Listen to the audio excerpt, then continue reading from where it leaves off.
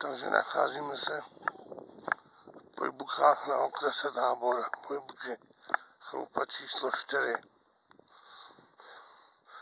Z této chalupy pocházíme manželka Alena Č. Naší odsud úředně její máma Marie M. vyhodila z chalupy. Například z Dušana Č. jejího syna a Lukáše Č. Je to hruza. Nedávno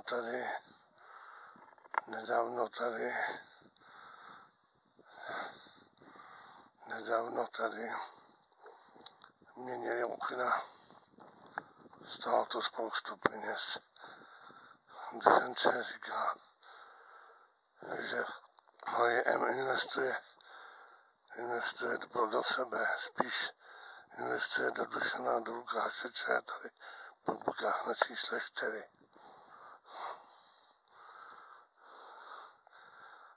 Je to hrozný.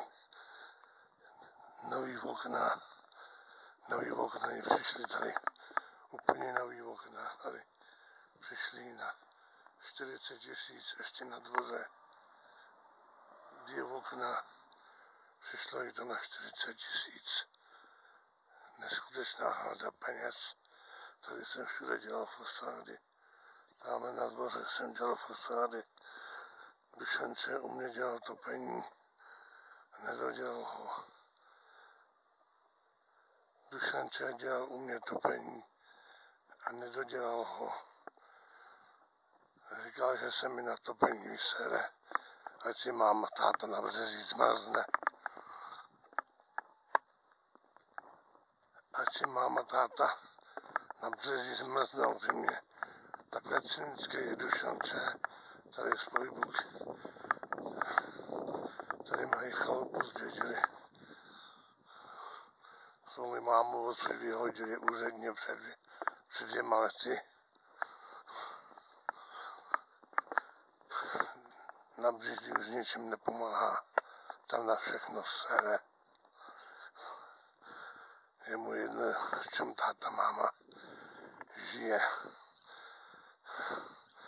Strašně cynik, komunisti by mu za tohleto dali přes hubu.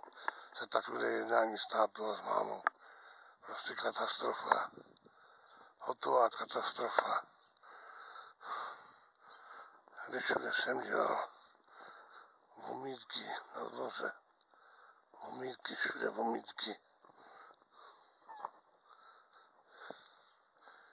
Tam ten štít. Keramiku, desky, všechno jsem dělal. Dalo mi to spoustu práce. Co jsem tady všechno udělal. Je to katastrofa. Jak dopadla moje manželka Alena Č. Tady ji vykopali z Pojbuk z chalupy.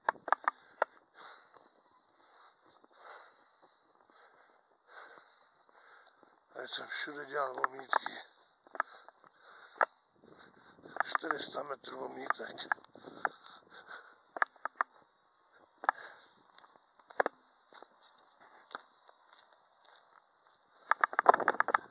Tady přizolity 400 metrů vomítek. Popravit základy. Já a moje manželka Alena sem do Pojbuk už nesmíme. Tak jsme dopadli.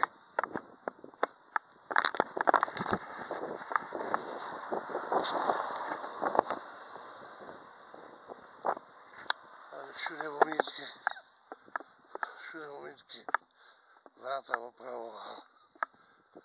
Nový komín postavil. Základy tady. Vytestoval všude základy. Jak říkám, dopadli jsme tak, že už sem do Pojbuk s manželkou nesmíme. Je mi 63 let. Jsem fyzicky na dně. Na svoji chalupu nestačím.